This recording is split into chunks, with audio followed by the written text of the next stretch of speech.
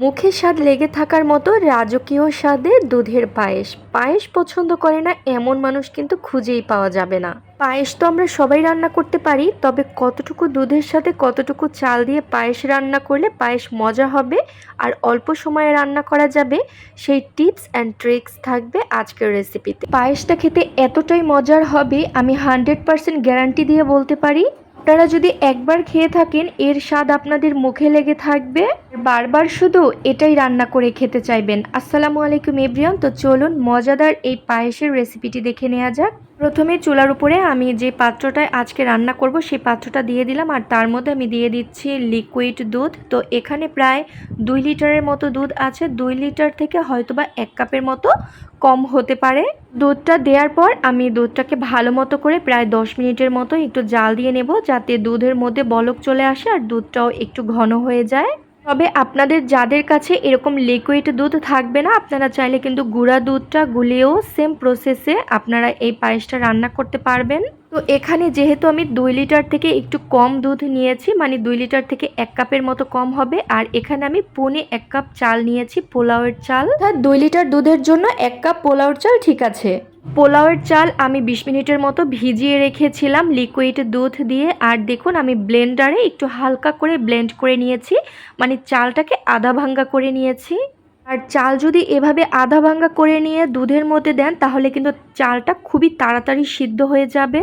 এই চাল দেওয়ার সাথে সাথে খুবই দ্রুত পায়েসের মধ্যে ক্রিমি টেক্সচার চলে আসবে আর খেতেও ভালো লাগবে।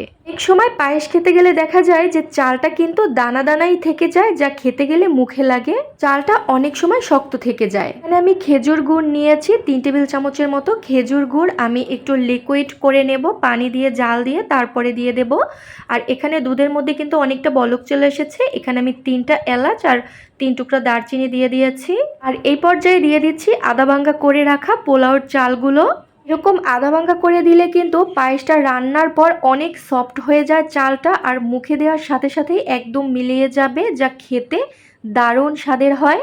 পর্যায়ে পায়েসের টেস্ট বাড়ানোর জন্য আমি যা অ্যাড করব, এখানে আমি গুঁড়া দুধ নিয়েছি 1/2 কাপ পরিমাণ, আর কাজু বাদাম নিয়েছি এখানে প্রায় 20টার মতো কাজু বাদাম হবে। সাথে অ্যাড করব ফ্রোজেন করে রাখা দুধের সর। আর এই কাঠবাদাম আর পেস্তা বাদামগুলো হচ্ছে আমি পায়েসের উপরে ডেকোরেশন করার জন্য নিয়েছি। তো দুধের সর আমি সব সময় তুলে রাখি, কারণ দুধের সর দিয়ে আমি ঘি তৈরি করে থাকি, আর যখন পায়েস রান্না করে থাকি তখন এরকম দুধের সর, গুঁড়া দুধ আর হচ্ছে কাজু বাদাম দিয়ে ব্লেন্ডার করে এরকম ক্রিম তৈরি করে নেই, যেটা পায়েসের স্বাদ বাড়িয়ে দেয় আরও দ্বিগুণ বেশি। এখানে এখন আমি 1.5 কাপের মতো চিনি অ্যাড করে দিয়েছি, আমি একসাথেই দিয়ে দিলাম না, আমি টেস্ট করে আবারও পরবর্তীতে অ্যাড করব এই কারণে। আর এখানে দেখতে তো পেলেন আমি 3 টেবিল চামচের মতো খেজুরের গুড় নিয়েছিলাম, জাস্ট ফ্লেভারের জন্য আমি খেজুরের গুড় অ্যাড করেছি। খেজুরের গুড়ের মধ্যে আমি সামান্য পরিমাণ পানি দিয়ে জাল দিয়ে নিয়েছি।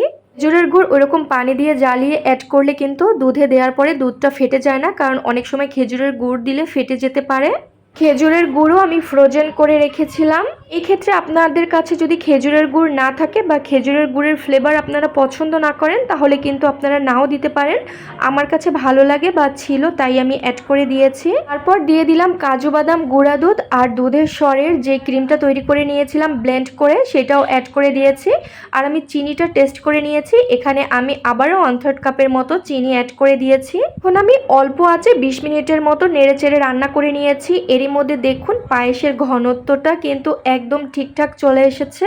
এর মধ্যে যে গরম মশলা দিয়েছিলাম এলাচ, দারচিনি, তাও আমি তুলে ফেলেছি, কারণ ঘ্রাণটা কিন্তু অলরেডি পায়েসের মধ্যে ছড়িয়ে গেছে, তো আমি শেষ পর্যন্ত রাখিনি। দেখুন পায়েসটাও কিন্তু মাশাল্লাহ একদম পারফেক্টভাবে হয়ে গেছে। তো পায়েসের টেক্সচারটা আমি ঠিক এরকমই রাখি, একদম ঘন থকথকে করে ফেলি না, কারণ ঠান্ডা হওয়ার পরে বা নর্মাল ফ্রিজে রাখার পরে কিন্তু পায়েসটা আরও অনেকটা ঘন হয়ে যাবে। চামচের উপরে পায়েস নিয়ে মাঝখান থেকে এরকম দাগ কেটে দিলে দাগটা যদি সাথে সাথে মিলিয়ে না যায় তাহলে বুঝতে হবে যে পায়েসটা হয়ে গেছে। রান্নার এই পর্যায়ে আমি পায়েস নামিয়ে নেব। আপনারা চাইলে কিন্তু আরও একটু ঘন করতে পারেন, তবে আমার কাছে এতটুকু কনসিস্টেন্সিতেই পায়েসটা খেতে ভালো লাগে। এখন আমি একটু পায়েসটা পরিবেশন করে নিচ্ছি, পরিবেশন করে আপনাদের সাথে একটু শেয়ার করব। তো আজকে আমি পায়েসটা মাটির পাত্রে পরিবেশন করে নিচ্ছি। আর এই পায়েসটা কিন্তু আমি একটু ঠান্ডা করে নিয়ে তারপর নর্মাল ফ্রিজে বক্সে করে রেখে দেব। এতে কিন্তু যে কোনো ডেজার্ট খেতেই ভীষণ মজার হয় ঠান্ডা করে খেলে। আর পায়েস ঢেলে নেওয়ার সাথে সাথেই আমি দিয়ে দিচ্ছি 1 টেবিল চামচ পরিমাণ ঘি। এই কাজটা কিন্তু আপনারা পায়েস নামানোর আগ মুহূর্তেও করতে পারেন, তবে আমি নামানোর পরেই দিয়ে দিলাম। এতে কিন্তু ফ্লেভারটা খুবই স্ট্রং থাকবে। আবার উপর থেকে কাঠবাদাম, কাজু বাদাম ছিটিয়ে দিচ্ছি। আপনারা তো দেখেই নিলেন আজকের পায়েস রান্নার রেসিপিটা আমি কতটা সহজ পদ্ধতিতে আর কম সময়ে রান্না করার চেষ্টা করেছি। আর আপনাদের কিন্তু অনেক টিপসও দিয়েছি। আশা করছি আজকে পায়েস রান্নার রেসিপিটি আপনাদের কাছে ভালো লেগেছে আর সহজও লেগেছে।